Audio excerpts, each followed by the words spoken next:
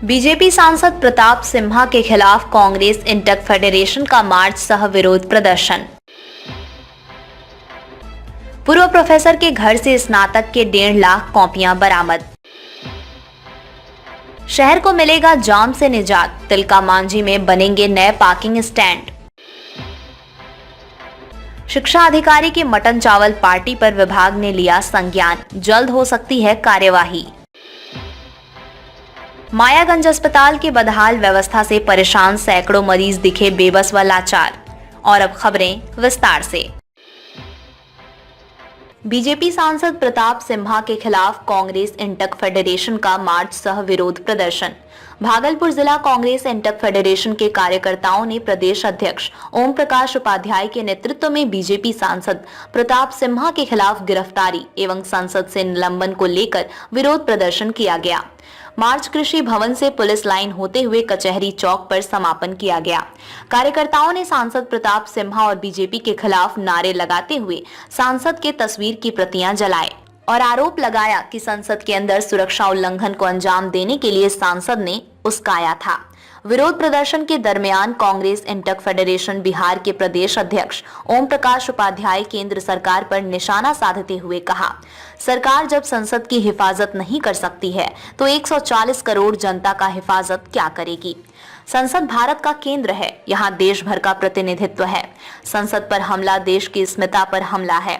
किसी भी प्रधानमंत्री और विशेषकर गृह मंत्री को ऐसी घटना पर तुरंत संज्ञान लेकर कार्रवाई करनी चाहिए, किंतु हर अपेक्षा के बाद प्रधानमंत्री एवं गृह मंत्री मौन है। यह अभूतपूर्व घटना संसद भवन के लिए सुरक्षा उपायों को गंभीर चिंता पैदा करती है। आज भारतीय राष्ट्रीय मजदूर कांग्रेस फेडरेशन की ओर से लोकतंत्र में जो घोर सेंधमारी हुई है उसको लेकर तमाम बिहार के इंटेक के कार्यकर्ताओं पदाधिकारियों ने केंद्र सरकार के खिलाफ और खास करके हम सभी मैसूर बीजेपी के सांसद प्रताप सिम्हा के प्रति आक्रोश व्यक्त करते हुए उनको सांसदगिरी से निलंबन की मांग कर रहे हैं। और हम देश के गृह मंत्री अमित शाह जी से आग्रह कर रहे हैं कि यथाशीघ्र बिना अविलंब किए हुए प्रताप सिन्हा की गिरफ्तारी हो। ये सांसद जो है आखिर किस नियम के तहत पास दिया गया उसकी जांच होनी चाहिए।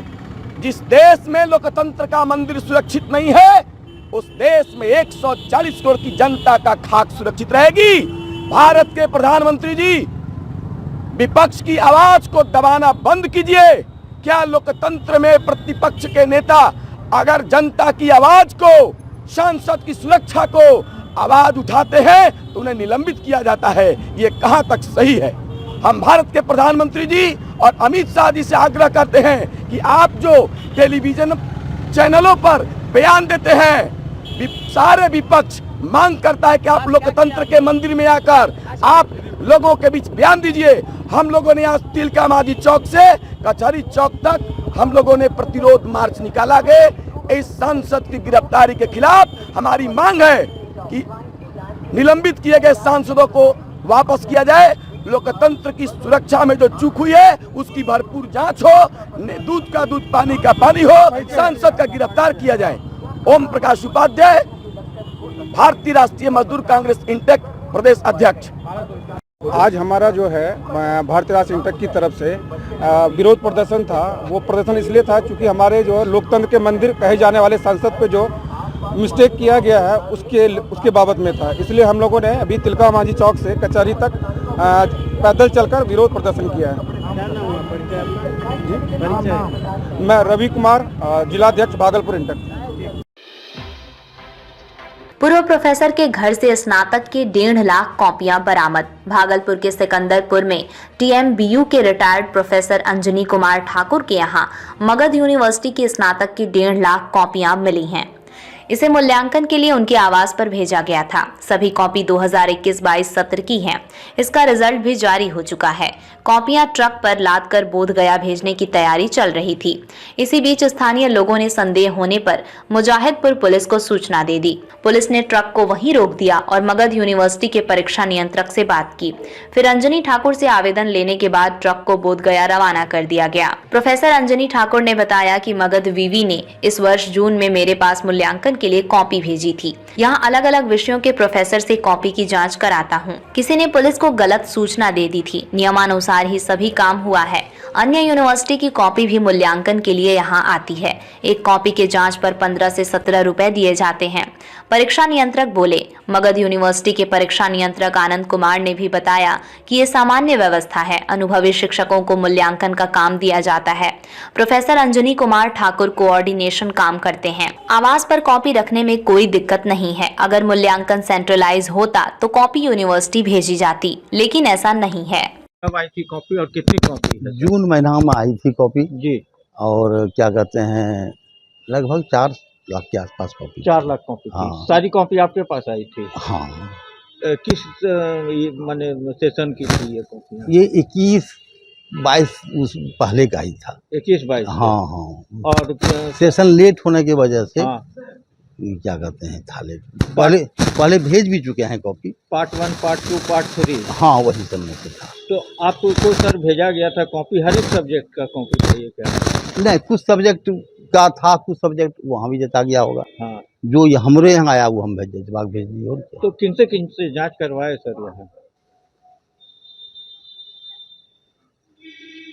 यहाँ तो अब डिस्क्लोज करना ठीक नहीं लगता है, वैसे हम बोल देते हैं ना। जैसे फिजिक्स में अशोक प्रसाद यादव हैं यहाँ TNV कॉलेज में, उनसे जांच करवाए हैं। रणधीर प्रसाद सिंह हैं ताड़र कॉलेज में, उनसे जांच करवाए हैं। केमिस्ट्री में डॉक्टर राजकमल साहू हैं, PG हेड जो हैं, उनसे जांच करवाए हैं। सर आप कब रिटायर किए हैं सर? 21 में। उसके बाद भी आपके पास कॉपी भेजा जा रहा है वहाँ से सर? उसके बाद इसी बार भेजा है, पहले नहीं भेजता था बीच में। पहले हम जचवाए थे बहुत पहले, 13, 14, 15, 16 इस सब में हम जचवाए हैं कॉपी। 13, 14, 15, 16, 12, 11 उस सब में जचवाए हैं। रिटायरमेंट के बाद भी भेजा गया? रिटायरमेंट के बाद हमको हजारीबाग से भी कॉपी आई, दुमका से भी कॉपी आई, यहाँ से भी कॉपी आई। 4 लाख कॉपी थी सर। ये जांच हो गई है कॉपी की सर? हाँ हाँ। क्या नाम हुआ सर आपका? AK ठाकुर, अंजनी कुमार ठाकुर, मैथमेटिक्स में थे। कब रिटायर किए हैं सर? 21 में किए हैं। ये कॉपी कब आई है? इसमें हाँ, जून में सर? जी। प्रोफेसर साहब को ऑथराइज किया गया है ना, और तो ये जांच के पश्चात जो है तो आपकी जिम्मेदारी बढ़ जाती है, आप इंचार्ज हैं, आपको देखना पड़ेगा हर बिंदु पर। हाँ, वो जांच के बाद जो है रिलीज कर दिया जाएगा। हाँ, जांच के बाद जांच का विषय है, जांच कर लेते हैं। आपको कभी जानकारी इन्होंने दी कि हम कॉपी कोई जांच कर रहे हैं, कभी बताया इस संबंध में? काफी चूंकि डिस्ट्रीब्यूट था, क्षेत्र में नहीं था, तो ये जानकारी हमको नहीं दी है। सारे जगह से इकट्ठा करके उसके बाद एक ट्रक पहले इन्होंने भेजा यूनिवर्सिटी को वापस कर। कभी आपको नहीं बताया? हाँ, कभी जानकारी आपको नहीं? पहले कोई जानकारी नहीं थी। नहीं दी जानकारी मिली। अभी कैसे जानकारी मिली? अभी स्थानीय लोग वहाँ से फोन किए थे। क्या सीनियर पदाधिकारी से भी बात हुई है इस संबंध में? हाँ, हमारी बात हो रही है, उनसे दिशा निर्देशन लेंगे। अपना पूरा परिचय दे दीजिए। हम SHO मुजाहिदपुर थाना देवानंद पास। शहर को मिलेगा जाम से निजात। तिलका मांझी में बनेंगे नए पार्किंग स्टैंड। भागलपुर में जाम से निजात पाने को लेकर नगर निगम के द्वारा बड़ी पहल की गई है, जहां निविदा के माध्यम से बीते दिनों टेम्पो स्टैंड का टेंडर फाइनल कर दिया जा चुका है। 8 चरणों में 64 बार बोली लगाने के बाद निविदा की अंतिम राशि 5,62,000 में नीरज यादव उर्फ पलटू यादव के नाम सुनिश्चित की गई। हालांकि इस दौरान विपक्ष की तरफ से कई निविदाता ने अलग अलग बोलियां लगाईं, लेकिन नीरज यादव द्वारा लगाए गए बोली की रकम का जवाब नहीं दे सके। निविदाता को tempo stand allotment letter chief general manager Sandeep Kumar की अध्यक्षता में सौंपा गया। CJM ने बताया कि शहरी क्षेत्र में अमूमन जाम की स्थिति बनी रहती है और अवैध पार्किंग के कारण मुख्य सड़क मार्ग पर लोगों को जाने में काफी कठिनाइयों का सामना करना पड़ता है, जिसे देखते हुए स्मार्ट सिटी परियोजना के तहत निविदा के माध्यम से टेम्पो स्टैंड के संचालक को लेकर स्वीकृति मिली। जिसे निवेद डाटा नीरज कुमार उर्फ पालतू यादव को जल्द टेम्पो स्टैंड सपोर्ट कर दिया जाएगा। उन्होंने कहा कि 15 दिनों के भीतर उन्हें अलॉटमेंट की रकम भरनी होगी। इसके बाद इसे विस्तृत ढंग से संचालन कर दिया जाएगा। उन्होंने कहा कि सबर से होकर तिलका मांझी की ओर आने वाली 4 पहिया वाहन आसानी से अब ऑटो स्टैंड में वाहन पार्किंग करेंगे, जबकि घंटाघर से होकर तिलका मांझी आने वाली वाहनों को भी टेम्पो स्टैंड में वहां पार्किंग की सुविधा मिल जाएगी। वहीं संचालक पालतू यादव ने कहा कि निगम के इस पहल से शहर से जाम की समस्या समाप्त हो जाएगी, जबकि पार्किंग में लगभग 200 टोटो और 4 पहिया वाहन पार्किंग करने की क्षमता है, जिससे दूर दराज से आने वाले वाहन चालकों को भी असुविधा का सामना नहीं करना पड़ेगा। इस दौरान चंदन कुमार उर्फ चंदू, मिंकू उपाध्याय, अभिलाष यादव और आशीष लाल मौजूद रहे। पार्किंग स्टैंड में सबसे पहले जितना भी बहुत ज़्यादा जाम लगा हुआ रहता था बस स्टैंड से लेके भर वहाँ तक, तो स्मार्ट सिटी द्वारा ये टेंडर किया गया, तो विधि व्यवस्था जितना जल्दी हो सकेगा इसका मतलब बहुत ही ज़्यादा मतलब जितना पार्किंग एरिया का है सब बस स्टैंड के अंदर पूरा पार्किंग टोटो हो ऑटो हो सारा सुविधा उसके अंदर चला जाएगा। तो कल के डेट में वो जाम का प्रभाव बहुत कम ही पड़ेगा, क्योंकि रोड्स के साइड में जितना भी स्कूल के बच्चे हैं, माउंट कार्मल के हैं, डीएम साहब के हैं, वहाँ पे ज़्यादा जाम रहने के बाद, ज़्यादा क्राउड हो जाने के बाद वहाँ पे ज़्यादा एकदम बहुत ज़्यादा बिजी शेड्यूल हो जाता था। और स्मार्ट सिटी द्वारा ये चीज़ करके बहुत आम पब्लिक के लिए सादा जितना भी ज़्यादा सुविधा मिला गया है, और इस स्मार्ट सिटी को हम बहुत ज़्यादा थैंक यू बोलना चाहते हैं। और जितने हम ये चालू जितना कंफर्मेशन बोले 5-7 दिन में लगेगा, इस मंथ तक में ये स्मार्ट सिटी वाले बोले साहब की सर की सीएम साहब की स्टार्ट कर देंगे।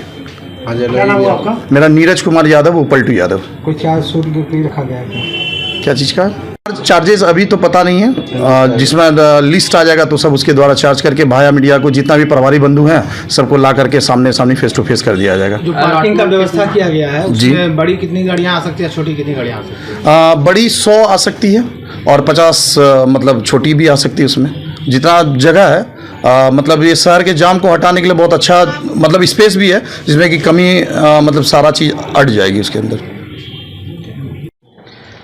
अभी हम लोग निविदा के माध्यम से जो है नीरज कुमार को उच्चतम बोली के माध्यम से जो है निविदा दिए हैं, उनको एलवे निर्गत किया गया है। 15 दिनों के अंदर उनके द्वारा जमा राशि जब जमा की जाएगी तब उनके साथ एक एग्रीमेंट होगा और उसके बाद जो है पार्किंग का संचालन जो है सुनिश्चित रूप से किया जाएगा। कितने का सर ये राशि जो किया गया इसमें?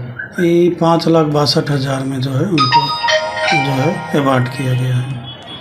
सर इससे जाम की कैसे सुविधा मिलेगी और क्या कुछ रहेगा उसके? जैसे सबौर के तरफ से जो ऑटो आती है वो सीधे तिलका मांझी को रीच कर जाती है, तो हम लोग जो है ट्रैफिक एसपी और सिटी के जो एसएसपी हैं उनसे बात करके उसको महिंद्रा के शोरूम से डाइवर्ट कर देंगे और वो ऑटो स्टैंड होते हुए वहाँ से उसका सुगम संचालन किया जाएगा। जो भी ऑटो अदर जगह लगता है उसको भी हम लोग ऑटो स्टैंड के माध्यम से ही चलाना सुनिश्चित करेंगे। मतलब तिलका मांझी अब जाम से मुक्ति पाएगी और तिलका मांझी पर जो जाम का समस्या है उससे मुक्ति जो है अब यहाँ के जनता को मिल जाएगा। शिक्षा अधिकारी के मटन चावल पार्टी पर विभाग ने लिया संज्ञान, जल्द हो सकती है कार्यवाही। शिक्षा विभाग के लाख सख्ती के बावजूद भी अधिकारी और शिक्षक अपनी हरकतों से बाज नहीं आ रहे।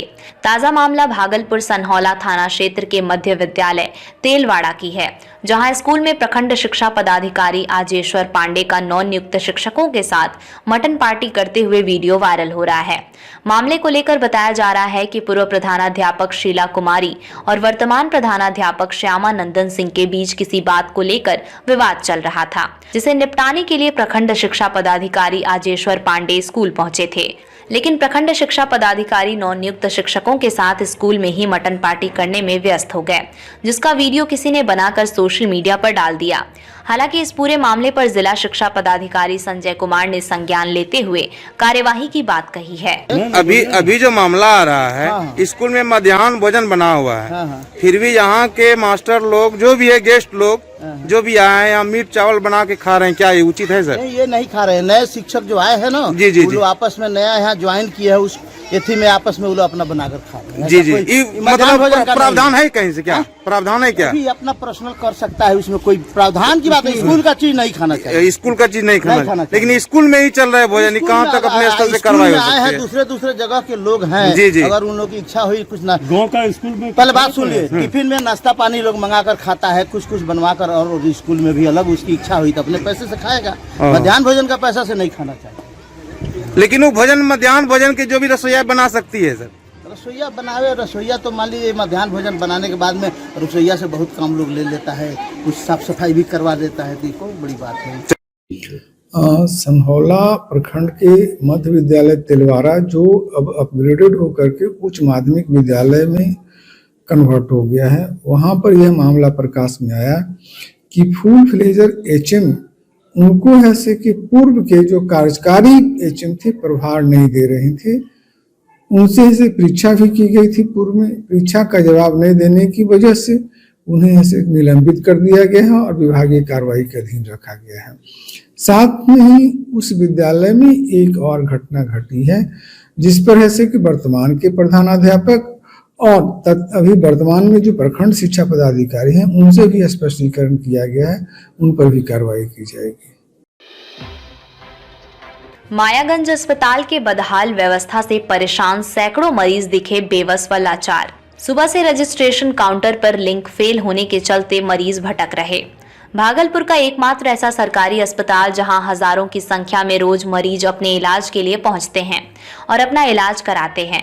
जी हां, मैं बात कर रही हूं भागलपुर के जवाहरलाल नेहरू चिकित्सा महाविद्यालय अस्पताल मायागंज की। आए दिन यहां के अस्पताल की चरमराई स्थिति को लेकर मरीज के परिजनों द्वारा प्रदर्शन करने वाला मामला सामने आता रहता है। वहीं कभी एक्सरे मशीन बंद तो कभी मेडिसिन विभाग बंद तो कभी अन्य विभाग बंद होने से मरीज को काफी परेशानियों का सामना करना पड़ता है। आज फिर ऐसा ही कुछ मामला सामने आया है। दूर दराज से आए मरीज अपने इलाज के लिए घंटों रोते बिलखते तड़पते दर्द से कराहते दिख रहे थे, लेकिन रजिस्ट्रेशन काउंटर सुबह से बंद है। वहीं अस्पताल के अधिकारियों से जब बात की जाती है तो उनका साफ तौर पर कहना होता है कि अभी लिंक फेल है, अभी कुछ नहीं हो सकता। वहीं चिकित्सक से जब मरीज मिलने जाते हैं तो उनका कहना होता है पहले रजिस्ट्रेशन पेपर लेकर आइए तभी आपका इलाज होगा। अब सवाल ये उठता है कि मरीज आखिर करे तो क्या करे? क्या इसी तरह सरकारी व्यवस्था चरमराई रहेगी? क्या इसका सुध लेने वाला कोई नहीं? सभी आए हैं सर काउंटर पर, अभी एक भी पर्ची नहीं कर रहा है। हम लोग बहुत दूर दूर से आ रहे हैं और कोई यहाँ सुनवाई नहीं कर रहा है। कोई ये बोला जा रहा है नेट प्रॉब्लम है, और इसमें बोला जहाँ जाना है जाइए, और कितना मरीज जो है सर पेट की तरफ से कोई भी पर्चा नहीं कर रहा है, किसी काउंटर से नहीं कर रहा है। बोल रहे क्या? हम सिमरिया से आए हैं, हम पंचायत समिति भी हैं, ग्राम पंचायत बिशनरामपुर के, और मेरा नाम राकेश परमंडल है। समस्या मेरे पेट में दर्द है और माथा में दर्द रहता है जी। समस्या है, गाड़ी से आ रहे थे, धक्का लगे, ब्रेन में चोट है, तो वहाँ हम कह लगा वहाँ दिखाएं सरकारी में, तो रेफर किए यहाँ मायागंज। तो यहाँ पर आए तो सुबह से ही हम लोग 7 बजे से यहाँ लाइन में लगे हैं, लिंक ही काम नहीं कर रहा। अगर ऐसी समस्या रहेंगे तो हम लोग यूं ही मर जाएंगे, कोई फायदा ही नहीं होगा। यहाँ चिट्ठा कटेगा तभी तो कुछ बताएगा, बोला लिंक नहीं है, लिंक में प्रॉब्लम है, लिंक आएगा कुछ करेंगे। 8 बजे से लाइन में। क्या नाम है? मेरा नाम है नमिता कुमारी और पेशेंट का नाम है सचिन कुमार। कहलगांव से आए हैं जी, और अब कहलगांव और अब से।